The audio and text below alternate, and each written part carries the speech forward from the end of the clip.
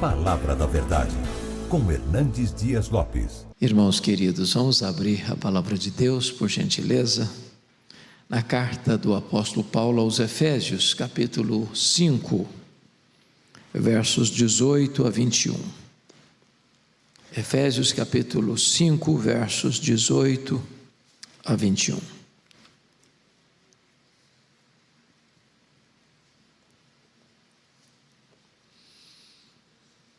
Paulo diz assim: e não vos embriagueis com vinho, no qual há dissolução, mas enchei-vos do Espírito, falando entre vós com salmos, entoando e louvando de coração ao Senhor, com hinos e cânticos espirituais, dando sempre graças por tudo a nosso Deus e Pai, em nome de nosso Senhor Jesus Cristo, sujeitando-vos uns aos outros no temor de Cristo.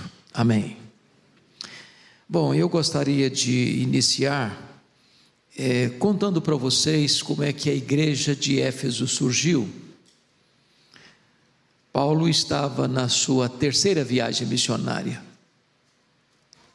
Depois de fazer uma viagem na província da Galácia, depois de fazer outra viagem na província da Macedônia e da Acaia, agora Paulo se concentra na Ásia, e se concentra na capital da Ásia, a cidade de Éfeso. Éfeso era uma das mais importantes cidades do mundo naquele tempo, uma cidade com mais de 300 mil habitantes. Éfeso era uma cidade marcada por idolatria. Éfeso hospedava o templo da grande deusa Diana, a deusa dos Efésios. O templo de Diana era uma das 7 maravilhas do mundo antigo. Os nichos do templo, miniaturas do templo, era o principal produto de souvenir vendido aos turistas que chegavam todos os dias naquela cidade. Não bastasse isso, aquela cidade era marcada fortemente pela feitiçaria, pelo ocultismo. E Paulo chega ali, prega o Evangelho, e experimenta, irmãos, o que nós tanto desejamos hoje, um grande reavivamento espiritual. Não há qualquer possibilidade de explicar o que Deus fez em Éfeso, por intermédio do apóstolo Paulo, a não ser um grande avivamento. Para vocês terem uma ideia, em 3 anos que Paulo ali ficou, a idolatria da cidade entrou em colapso, a feitiçaria entrou em bancarrota, as pessoas convertidas largavam a feitiçaria e queimavam seus livros de magia em praça pública. A palavra de Deus prevaleceu naquela cidade, bendito seja Deus. E igrejas foram plantadas por toda a província, como Esmirna, Pérgamo, Tiatira, Sardes, Filadélfia, Laodiceia, Colossos e Herápolis. Aí Paulo sai dessa cidade para levar uma oferta aos pobres da Judéia, porque no governo de Cláudio, 41 a 54, da nossa era cristã, houve uma grande fome no mundo, os judeus foram expulsos de Roma, e Paulo então faz uma grande campanha, uma grande coleta entre as igrejas gentílicas para socorrer os irmãos da Judéia. E agora Paulo, depois de recolher todas essas ofertas, está levando esta oferta para a igreja da Judéia. E quando ele chega na Judéia, ele é preso, ele é transportado para Cesareia Marítima e fica 2 anos preso, sob acusação dos judeus. Ele opta por ser julgado em Roma, porque tramavam para matá-lo, e ele chega em Roma preso e algemado, e é desta prisão de Roma que ele escreve esta carta. E esta carta é a carta da igreja, é a carta eclesiológica mais robusta que Paulo escreveu sobre esta doutrina bendita. No capítulo 1 desta carta, Paulo vai mostrar que a nossa salvação é uma obra de Deus. Deus o Pai nos escolheu, Deus o Filho morreu por nós na cruz, e Deus o Espírito Santo aplica a redenção no nosso coração. E eu queria que você retrocedesse comigo ao capítulo 1, por gentileza, para nós entendermos qual é esse ministério do Espírito Santo na nossa vida. Versículo 13 e 14, ele diz assim: em quem também, está falando de Cristo, em quem também vós, depois que ouvistes a palavra da verdade, o evangelho da vossa salvação, tendo nele também crido, fostes selados com o Santo Espírito da promessa. Vamos ficar aqui no verso de número 13. Irmãos, hoje eu quero falar sobre o poder do Espírito Santo, e nós não podemos exagerar sobre a importância do Espírito Santo. Se não for a obra do Espírito Santo, nem você nem eu estaríamos aqui. Se não fosse a obra do Espírito Santo, não haveria nenhum salvo sequer na história. É o Espírito Santo quem regenera. É o Espírito Santo quem abre os nossos olhos espirituais. É o Espírito Santo quem arranca de nós o coração de pedra e nos dá um coração de carne. É o Espírito Santo quem nos batiza no corpo de Cristo. É o Espírito Santo quem nos sela para o dia da redenção. É o Espírito Santo que nos foi dado como penhor, como garantia da nossa salvação. É o Espírito Santo quem nos dá dons espirituais. É o Espírito Santo que age em nós e produz o fruto do Espírito: amor, alegria, paz, bondade, benignidade, mansidão, domínio próprio. É o Espírito Santo quem nos capacita com poder para vivermos uma vida digna do Evangelho de Cristo Jesus nosso Senhor. E aqui nesse texto, ele está dizendo o seguinte: quando você escuta o Evangelho, a palavra de Deus, e você crê no Senhor Jesus, o Espírito Santo vem e sela você, carimba você, marca você, tornando você propriedade exclusiva de Deus. Eu gosto dessa ideia do selo, porque é um símbolo, um emblema popular, conhecido de todos nós, não é verdade? O que esse emblema significa? Primeiro, significa que quando você sela algo, você está dizendo: isso aqui é meu, ninguém toca, ninguém mexe. Por isso que a Bíblia diz que quem toca em você, toca na menina dos olhos de Deus. Você é propriedade exclusiva de Deus. Você está seguro nas mãos do Senhor Jesus Cristo. Segundo, o selo, sabe o que significa? Significa que você é uma obra genuína de Deus. Quando você põe um selo, você está dizendo: isso aqui tem qualidade. Você vai no supermercado e procura um produto com um selo de qualidade. Você é uma obra exclusiva do Espírito Santo. Não tem mistura, não é coisa híbrida, misturada. Não.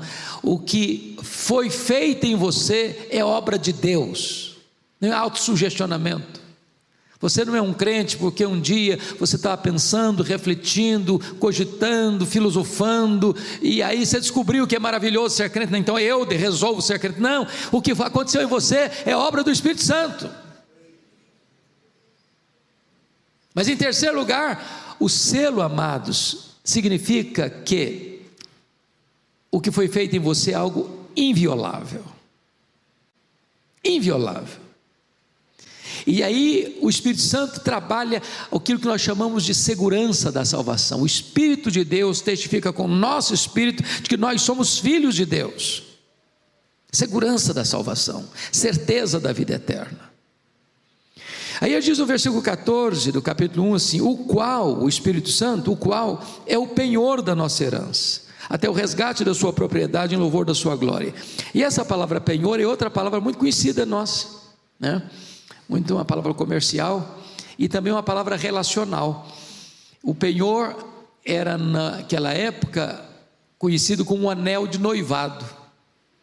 O noivado naquela época era muito mais solene do que hoje. O noivado era feito diante de testemunhas. O noivado era uma espécie de casamento. Só não acontecia ainda a conjunção carnal, a intimidade do casal, cada um continuava na casa de pai e mãe, mas estavam legalmente comprometidos.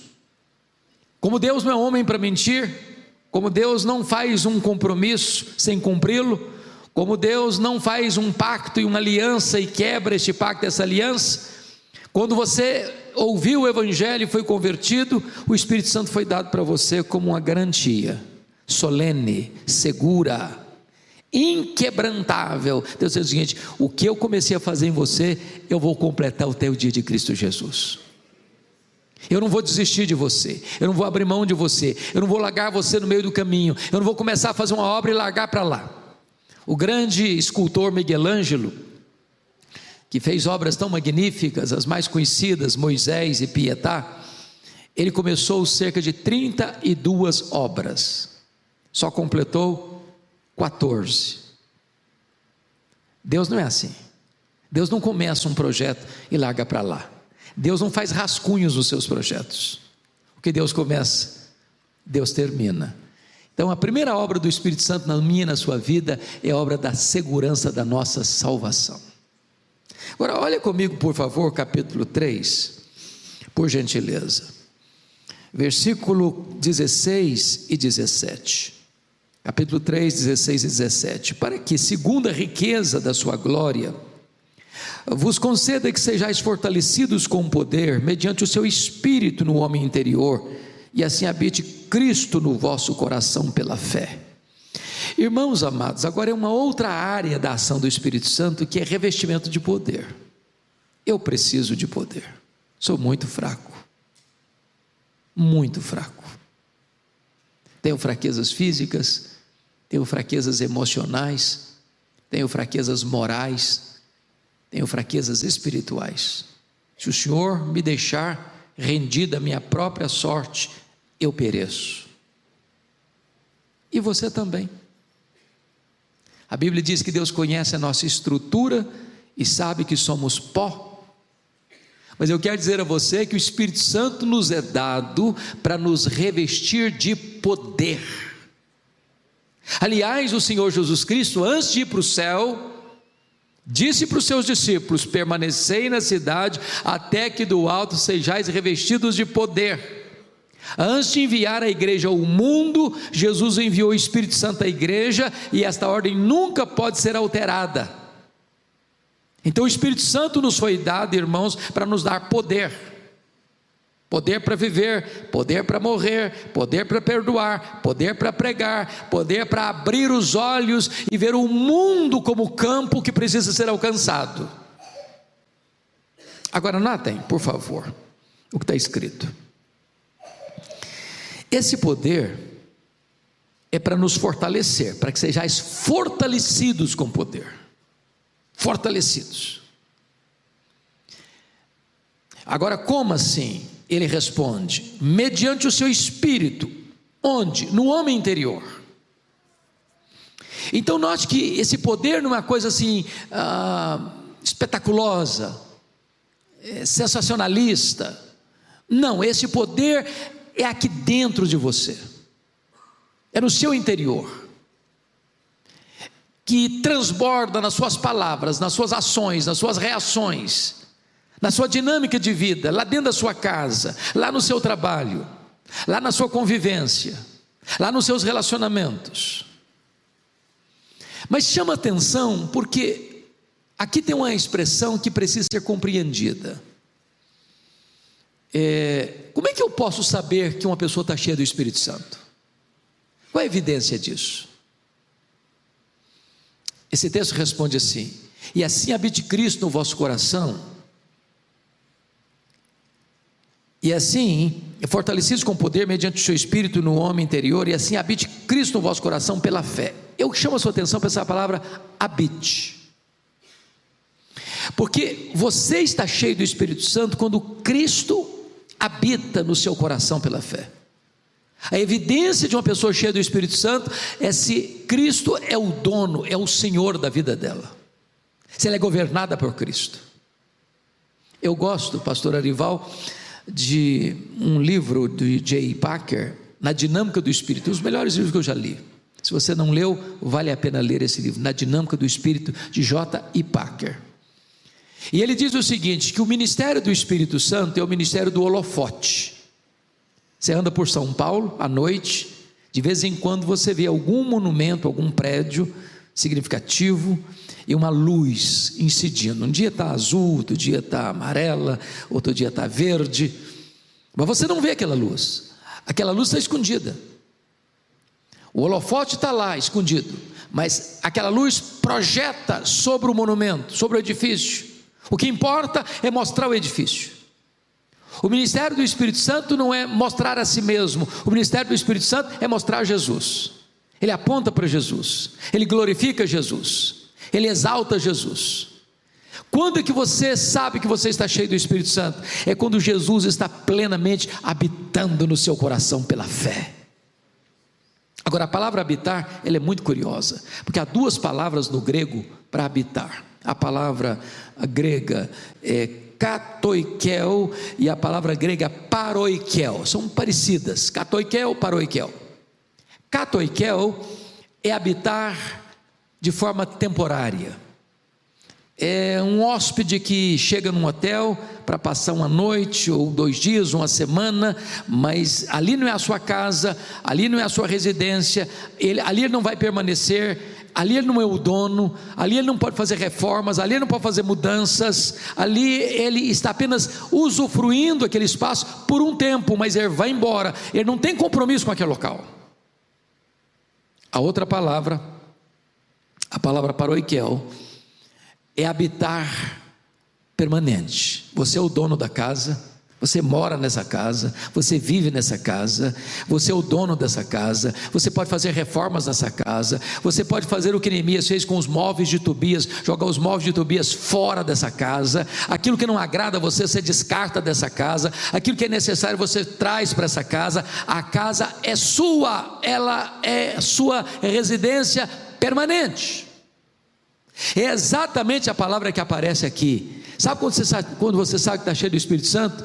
É quando você entrega todas as chaves da casa da sua vida, do seu coração, para Jesus e diz assim: o Senhor é o dono, o Senhor pode fazer a mudança que o Senhor quiser, o Senhor manda nessa casa, essa casa que é o meu coração, que é a minha vida.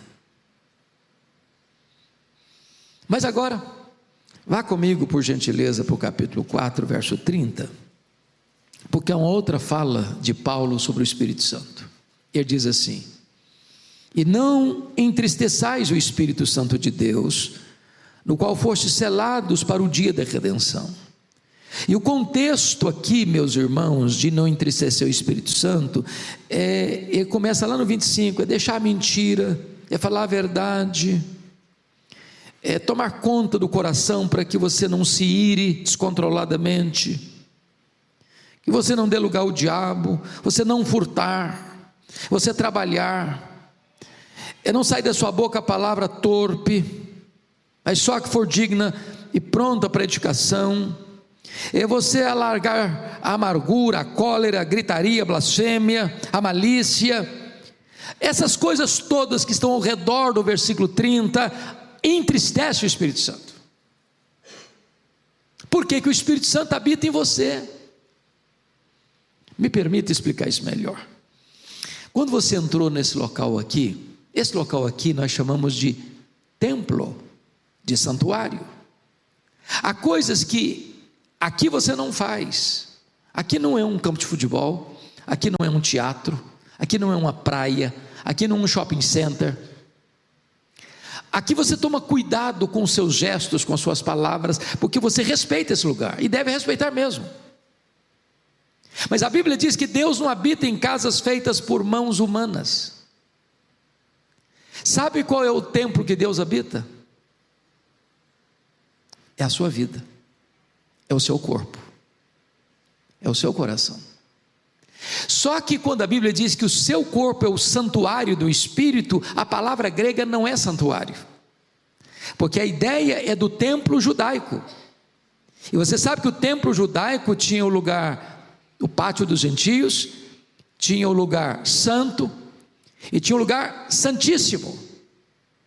onde ficava a Arca da Aliança, onde o sumo sacerdote só entrava uma vez por ano, onde a glória de Deus, a Shekinah de Deus descia.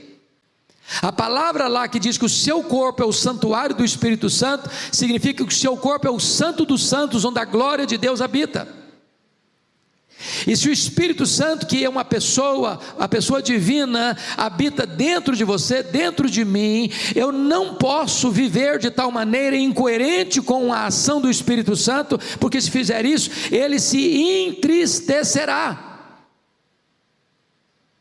Seria muita deselegância você receber um hóspede na sua casa e tratá-lo mal. Só que o Espírito Santo não é hóspede, ele é o dono da casa. E nós não poderíamos afrontá-lo com a nossa vida. E Paulo diz: não entristeçais o Espírito Santo da promessa. Mas agora vamos ao texto lido, capítulo 5, versos 18 a 21, porque aqui agora tem uma ordem expressa de Paulo. No versículo 18 ele tem duas ordens muito claras: e não vos embriagueis com vinho, no qual há dissolução, mas enchei-vos do Espírito. Irmãos queridos, convenhamos aqui, nós todos temos clara convicção de que não combina um crente bêbado, um crente embriagado. Qualquer de nós, em qualquer lugar, em qualquer tempo, diríamos: não está certo, reprovaríamos isso. Porém, nós não temos o mesmo senso de equilíbrio para dizer que a desobediência a outra ordem não tem, parece para nós, a mesma percepção. Quem de nós diz o seguinte: está errado um crente não ser cheio do Espírito Santo? Porque se é pecado estar bêbado, embriagado, é pecado não estar cheio do Espírito Santo. Tem uma ordem negativa e tem uma ordem positiva. A ordem negativa é: não vos embriagueis com vinho. A ordem positiva é: mas enchei-vos do Espírito Santo. Talvez você diga: pastor, eu sou um crente maravilhoso, eu nunca me embebedei, eu nunca me embriaguei. A pergunta é: e você está cheio do Espírito Santo?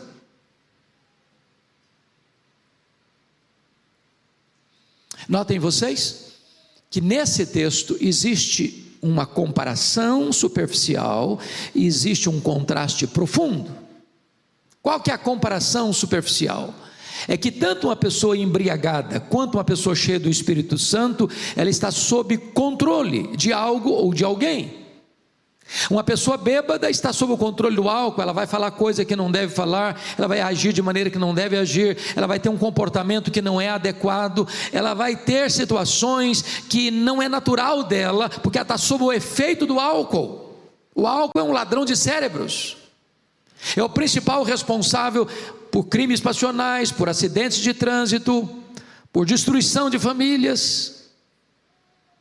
Porque a pessoa que ela está bêbada, embriagada, ela está não no domínio dela, no controle dela, no domínio próprio, mas sob o efeito do álcool. Agora, se uma pessoa está sob o efeito do álcool, tem esse comportamento esquisito, se ela está sob o efeito do Espírito Santo, isso vai refletir no que ela fala, no que ela faz, no que ela age, no que ela reage. Qual é o contraste profundo? Paulo diz assim: não vos embriagueis com vinho, no qual há dissolução, mas enchei-vos do Espírito Santo, falando entre vós com salmos, hinos, cânticos espirituais, louvando de todo o coração ao Senhor. Ou seja, quando uma pessoa está embriagada, ela vai levar essa pessoa, o álcool vai levar essa pessoa a uma vida dissoluta, vergonha, opróbrio, destruição. Eu tinha um amigo querido que tinha um problema seríssimo de alcoolismo e tinha recaídas muito tristes, e às vezes a esposa dava falta dele e ele ficava uma semana sumido.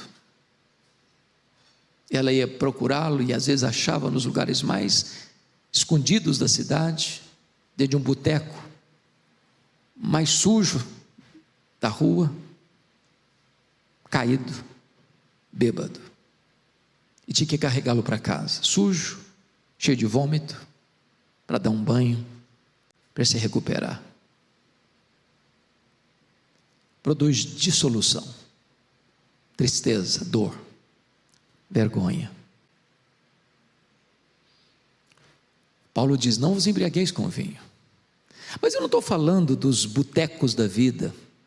Há poucos dias uma mulher me procurou e disse: pastor Hernandes, o senhor precisa falar sobre a confraria do vinho, das rodas da elite mais rica, dos apartamentos mais caros,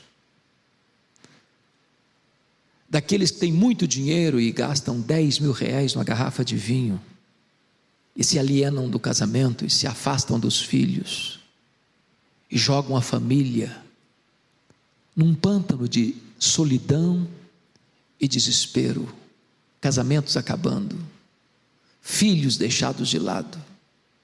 E Paulo diz: não vos embriagueis com o vinho, no qual há dissolução. Mas agora ele vai falar do efeito então de uma vida cheia do Espírito Santo. Ele diz: não vos embriagueis com vinho no qual há dissolução, mas enchei-vos do Espírito. E quais são as evidências que uma pessoa está cheia do Espírito Santo? Vejamos aqui no texto. Olhe comigo o verso 19. Ele diz assim: falando entre vós com salmos, entoando e louvando de coração o Senhor com hinos e cânticos espirituais. Então, vamos pegar o primeiro ponto: falando entre vós com salmos. Grife a expressão entre vós, porque a expressão entre vós está dizendo que quando você está cheio do Espírito Santo, isso vai refletir na sua comunicação horizontal entre vós.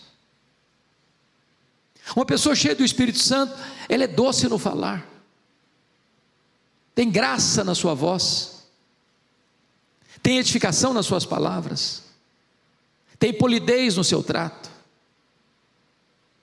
tem sabedoria na sua voz. Não combina uma pessoa cheia do Espírito Santo com palavrões, com palavras torpes, com palavras duras, com palavras cáusticas, com palavras ácidas, tóxicas. Amados irmãos, nós precisamos da plenitude do Espírito Santo. Aliás, quando você avança em Efésios, já começa a falar de família, como a esposa deve ser submissa a seu próprio marido, como o marido deve amar a sua própria esposa, como Cristo amou a igreja, como os filhos devem honrar e obedecer aos pais, e como os pais não devem tratar os filhos com amargura, mas criá-los na disciplina e na admoestação do Senhor. Tudo isso só é possível, meus irmãos, se tivermos plenitude do Espírito Santo. A comunicação muda, os relacionamentos mudam, a nossa casa vai ser de fato um ambiente saudável para nós nos relacionarmos em amor e harmonia, falando entre vós. Segundo lugar, veja ainda o versículo 19, quando ele diz assim, preste atenção: entoando e louvando de coração ao Senhor. Agora grife a expressão ao Senhor. Sai da horizontalidade da relação para a verticalidade da relação. Quando você está cheio do Espírito Santo, em vez de ter amargura, em vez de ter murmuração, em vez de ter uma vida assim de ingratidão a Deus, você quer é adorar a Deus, é exaltar a Deus de todo o seu coração. Seu culto muda. E eu não estou falando aqui do culto coletivo, congregacional. Eu estou falando daquele culto que você presta ao seu Deus lá dentro do seu quarto, com a porta trancada, sem holofotes, sem plateia. É quando na sua alma há uma sede de comunhão com Deus, quando no seu coração você tem fome de Deus. Nós com muita alegria vimos o que aconteceu no dia 8 de fevereiro, na Universidade de Asbury, em Kentucky.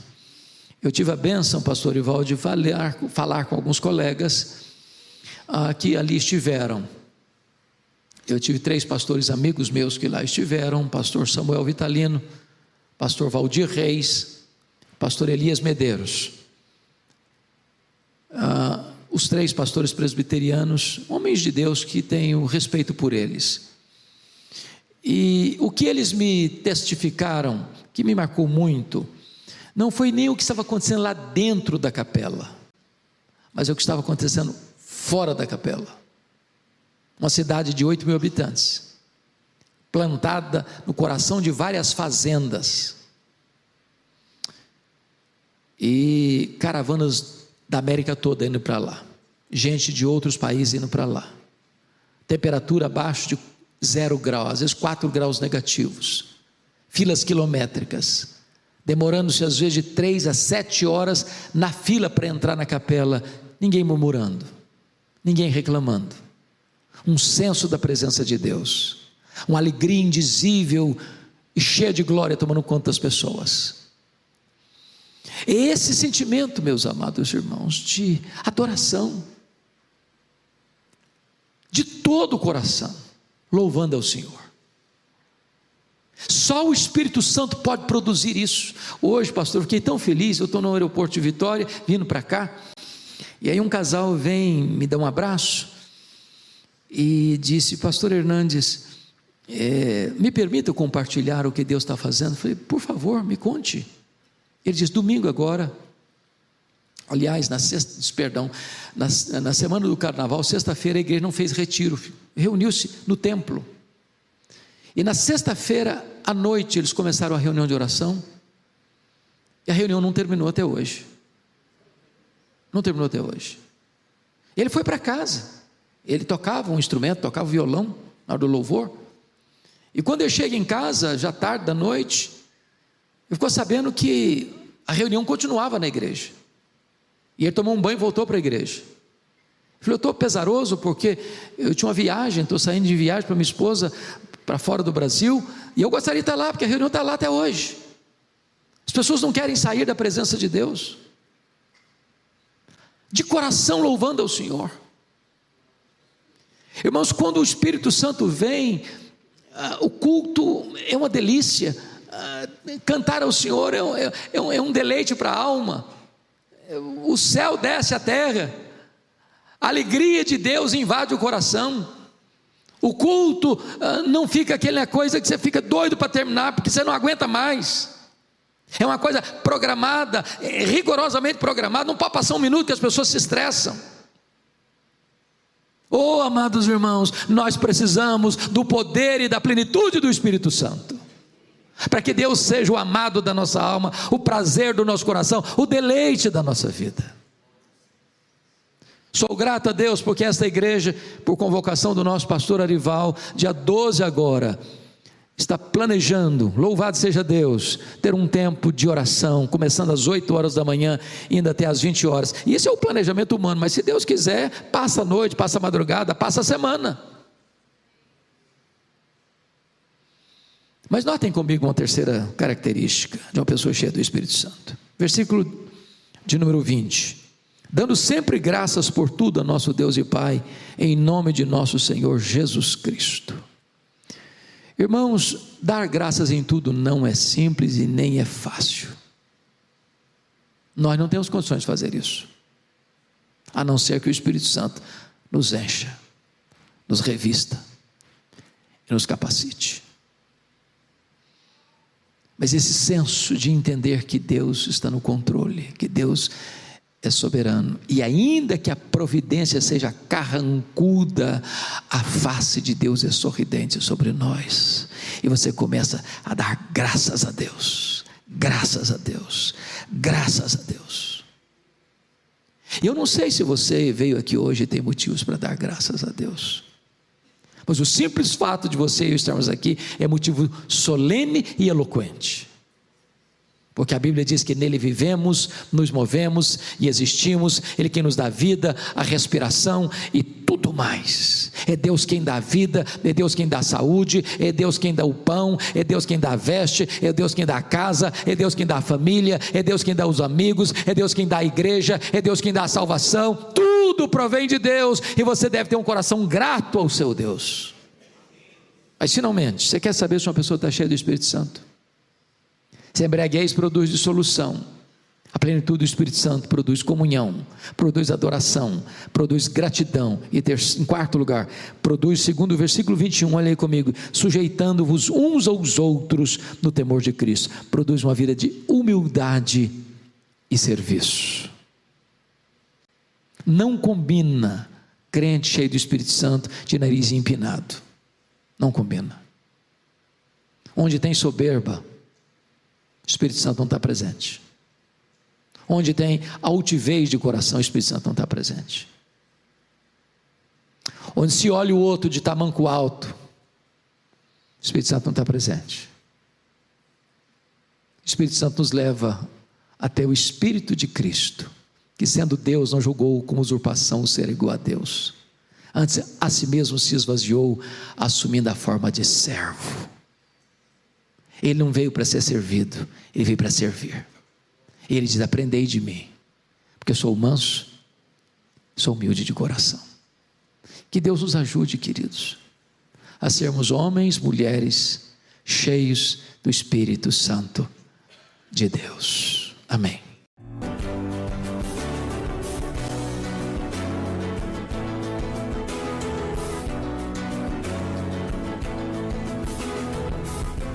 Palavra da Verdade, com Hernandes Dias Lopes.